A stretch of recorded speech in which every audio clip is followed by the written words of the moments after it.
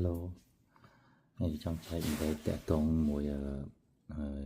business laundry business ខាងមុខរបរបោកគក់ហើយយើងចង់ធ្វើមុខរបរបោកគក់នៅ New Zealand អ្នកខ្លះគេថាស្រួលអាហ្នឹងដាក់ sale service 24 ម៉ោងអញ្ចឹងទៅដឹងតែចាំតែយកលុយហើយខ្ញុំប្រាប់តិចហើយវាគាត់ទៅវាមិនស្រួលអញ្ចឹងទេណាវាជួនកាលមានបញ្ហាយើងត្រូវទៅជួសជុលយើងត្រូវទៅថែទាំខ្លះណាយើងត្រូវធ្វើយើងត្រូវចេះជួសជុលខ្លួនឯងមិនចាំពឹងគេសុទ្ធទេណាបើយើងពឹងគេសុទ្ធអាហ្នឹងរកស៊ីអត់សូវចំណេញវាបើសិនជាហាងអត់ដែរទីខាតបណ្ដោយព្រោះនៅខាង New Zealand នេះសេវាកម្មខាងធ្វើមកជួសជុលឲ្យហ្នឹងថ្លៃមែនតើមិនថ្លៃធម្មតាក៏ថ្លៃគេមកអញ្ចឹងគេយកថ្លៃសេវាឡានគេបើកមកគេយក$100ហើយថ្លៃជាងគេប្រហែលជា$100ជាងហើយអមមកថាឥឡូវវិញខ្ញុំចង់ដូរតម្លៃហាងរបស់ខ្ញុំចុះក៏ចង់ដូរតម្លៃណាគេថាថ្លៃឡានគេយក$100ថ្លៃមកឆែកហើយគេថាបើសិនធ្វើ1ម៉ោង137.50សេនអញ្ចឹងបើសិនជាធ្វើនឹងរយៈពេល10នាទីឬ20នាទីក៏គេឆែក1ម៉ោងដែរអញ្ចឹងវាអស់200ជាងអញ្ចឹងគេថាបើសិនជាអូម៉ាថាមកធ្វើទៅវាស្មុគស្មាញពិបាកធ្វើអញ្ចឹងចូលការពេលយូរអញ្ចឹងគេថាប្រហែលជាក្នុង3ម៉ោងបើ3ម៉ោងប្រហែលជា3ម៉ោងប្រហែលជាអស់ចូល$500ហើយបើងាប់គេថាដូរតម្លៃសោះអស់$500ហើយអញ្ចឹងយើងនឹង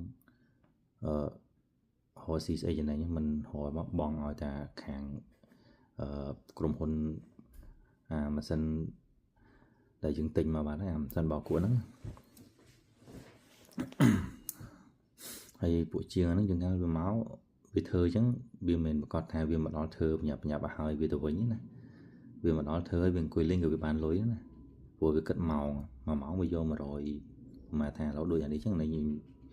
ឃើញមានផ្ញើ invoice ខ្ញុំវាដាក់ថា1ម៉ោង137.50សេនចុះវាចុះវាថាធ្វើអត់ហើយធ្វើពិបាកទៅការពេលយូរអញ្ចឹងធ្វើឡើង3ម៉ោងមិនហើយអញ្ចឹងវាឆាយយើង$500ហើយបើ$500ខ្ញុំគិតមើលឃើញថាដូរតម្លៃអស់$500ហើយខ្ញុំវាត្រូវការបញ្ញាប់ដែរហើយវាថាត្រូវការទេទៅវាទៅការណាត់ជួបទៀតអញ្ចឹងខាតពេលច្រើនមែនតើខ្ញុំព្យាយាមធ្វើខ្លួនឯងតែធ្វើបានមានន័យហើយបើធ្វើខ្លួនឯងវិញអស់ហើយខ្ទង់5នាទី10នាទីហើយបានវាសាច់ធ្វើសាច់ដូរតម្លៃចារឿងហាងបោកគក់អីវិញវាអត់ស្រួលមែនបើមិនយើងអត់ចេះខ្លួនឯងយើងសេះឈៀវហើយយើងត្រូវដឹងក្នុងការរបស់ខ្លះខូចអីយើងព្យាយាមធ្វើខ្លួនឯងណាតែខ្ញុំមកធ្វើនេះខ្ញុំអត់ចេះធ្វើដែរទិញ